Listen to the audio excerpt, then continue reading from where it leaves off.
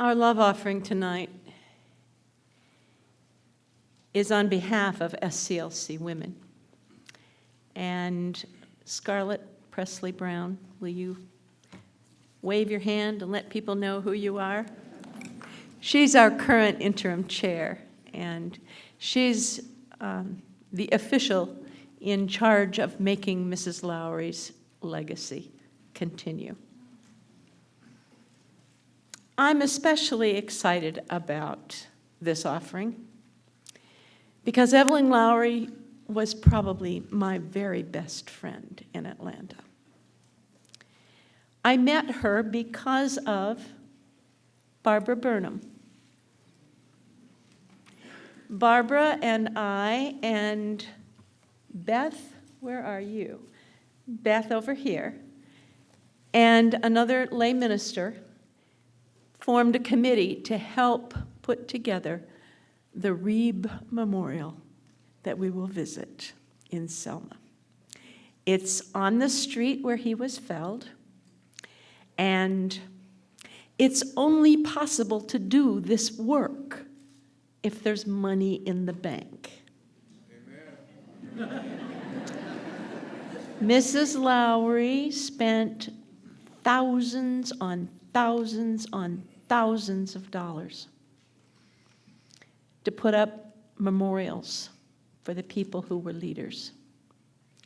So there are some in Marion where James Orange worked and where he was in jail the night that Jimmy Lee Jackson was murdered. James Orange always thought that maybe it was his fault because there was talk about taking him out of jail and doing him in.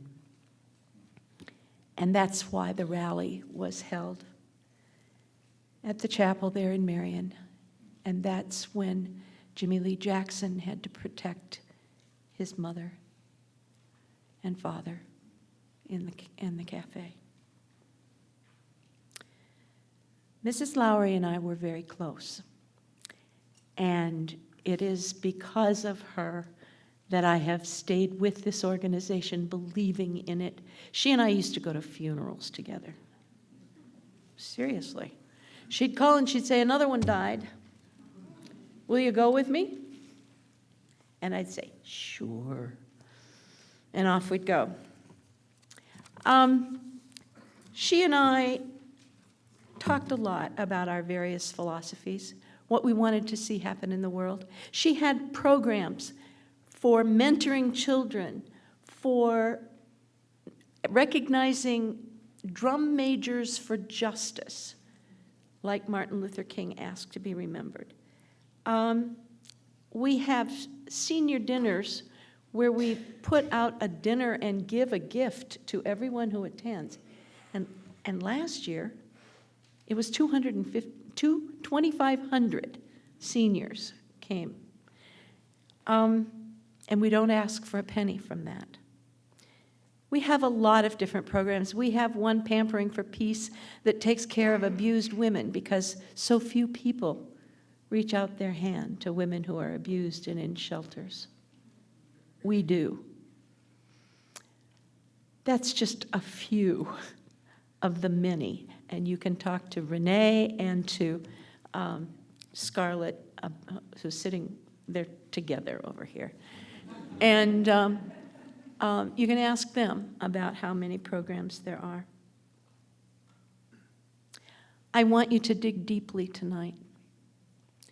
I want you to think about all the goodness that we can do, which includes putting up memorials for James Reague. We can do more with children.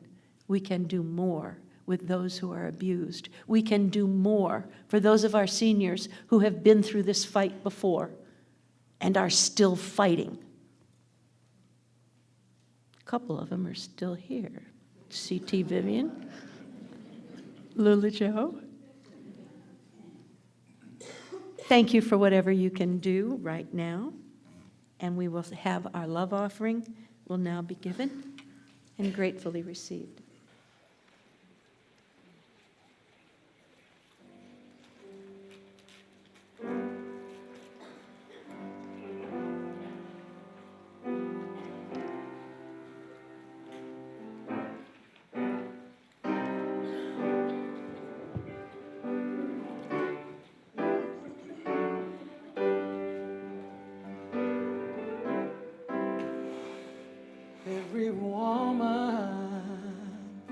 in the world has her mind set on freedom. If every woman in the world dreamed a sweet dream of peace, if every woman of every nation, young and old, each generation, held her hands out in the name of love, there would be no more war. If every man in the world had his mind set on freedom, if every brother stood with the brother and the witness of peace, if every man and every nation, young and old, each generation, held his hands out in the name of love, there would be no more war. If every leader in the world shared a vision of freedom, if every leader in the world shared a sweet dream of peace, if every leader of every nation worked for justice and liberation, holding hands out in the name of love, there would be no more war. If every nation in the world set its true course for freedom, if every nation raised its children in a culture of peace, if our two sons and all our daughters reached in friendship across the water, refusing to be enemies, there would be no more war. No more war. No more war. No more war. No more war. No more war.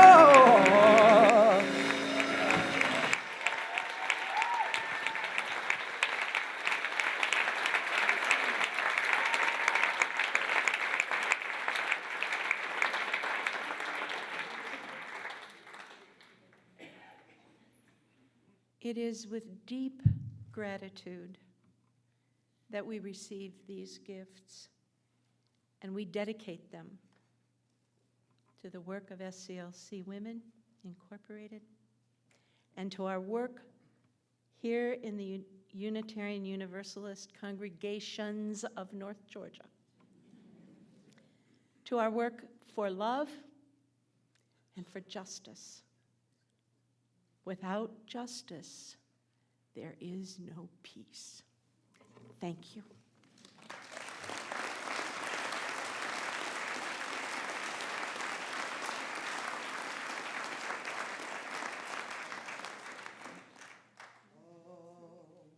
Oh, freedom.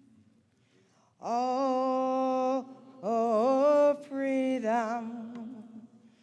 Oh, freedom over me. And before I be a slave, I'll be buried in my grave and go home to my Lord and be free. Good afternoon, good evening to Pastor McCoy, to all of the ministers of the gospel, to all of you who are present here this evening, and to the Reed family. Thank you so very much for being here, and thank you for inviting me. You know, when I was sitting there listening to my brothers over here, the young man asked, "What's going on?"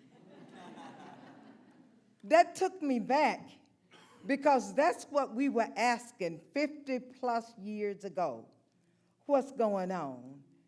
When I looked around in my community and saw all that we didn't have, we asked, what's going on? I'm from Montgomery, Alabama. Make sure you know that. The home of the civil rights movement, we like to say. I grew up in the Montgomery bus boycott. I grew up during a time in 1961 when we were tear gassed in church by the city policemen. After Dr. Vivian and the Freedom Riders came through. So you see, I'm over that 50 mark. Just so you know the history. In my community, I was so used to seeing colored and white signs. We were tired of that. I finished school in 1964 in a segregated high school. All of the churches were segregated. It wasn't like here. When I tried to go through the doors of the churches there, the minister met me at the door and said, "Not here." So, you know, we were fighting for the right to register to vote. Our parents were so tired of them going to the courthouse, going to the polling place, having to take a test in order to register to vote. So you see, we had a lot of issues back then. Don't think that we are over those issues now, because we are not. Everything changes, nothing changed, everything remains the same. We're still fighting for the right to register and vote. And I say that because the laws are being changed. Everything is being turned around. They're rewriting the laws to keep us from registering to vote. So everything is still the same. You know, when I think of Reverend Reed, I remember I was 19 years old when he came into Selma. I was in Selma because I was working on the staff of the Southern Christian Leadership Conference. Under, at that time, the field secretary, who was Reverend James Bevel, along with Reverend Orange and Ann and Eric Kinberg, Dan and Juanita Harrell. A lot of names that you'll never hear. But these were people who were actively involved and fighting for the rights of others. Some, they didn't have to be there. Reverend Reed didn't have to be there. But he heard the call, and he came because he was concerned about the least of these. So I am so honored to be here, and I thank you so very much for allowing him to spend the time that he spent there in Selma with us.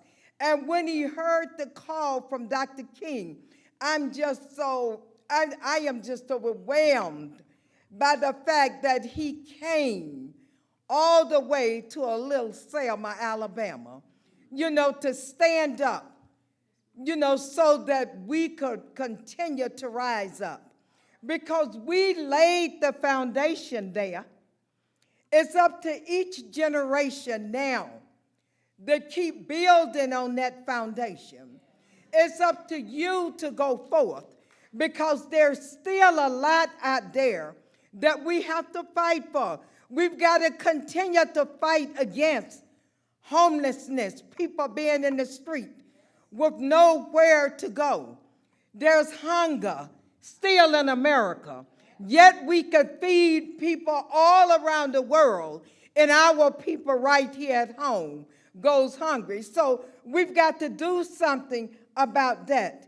Young people have got to realize that it's nonviolence or non-existence. You know, we cannot get anywhere by being violent. You know, we have to learn to sit down, to talk, to communicate, and above all, to love one another. For we were taught that so many years ago, and I'm going to take my seat. We were taught that so many years ago. Dr. King always taught us how to love. He told us that a man can't ride your back unless it's bent over. So stand up and rise up so that your voices will be heard. Marvin Gaye came along again and he said, "What's going on?" I like that. And then I heard other brothers along the way. Curtis Mayfield, when he asked the question and when he said, "People get ready, there's a train a-coming." And then Brother James Brown, I know y'all wouldn't understand, but he said, "I'm black and I'm proud." And I was one of those young people who heard him, and I heard the words and the music. And that's what kept us so motivated and so inspired, because you have to remember, I was a young person out there in the movement, but I had my head on right. I knew what we had to do, and we were making a difference for those who were yet unborn. And we were making a difference for all of us. We have to realize that one can't move and one can't climb up without pulling somebody up with them. So, you know, sometimes Dr. Vivian and I, we've gotten tired. But, you know, I'm reminded of this old lady. Brother by the name of Langston Hughes wrote a poem. And there was this old lady, no doubt, whose grandson or son was kind of frustrated by what was going on and couldn't get a job, hungry, you know, couldn't register to vote. And she sat him down one day and said, "Well, son, I tell you, life for me ain't been no crystal stair. It had tacks in it and splinters and boards torn up, places with no carpet on the floor, just bare. But all the time I've been climbing on and reaching landings and turning corners, sometimes going in the dark where there ain't been no light. So, boy, don't you sit down on the step because you find it kind of hard. Don't you fall now, because I still going, honey. I still climbing. And life for me ain't been no crystal stair." God bless you. Thank you for inviting me. Thank you for making me a part.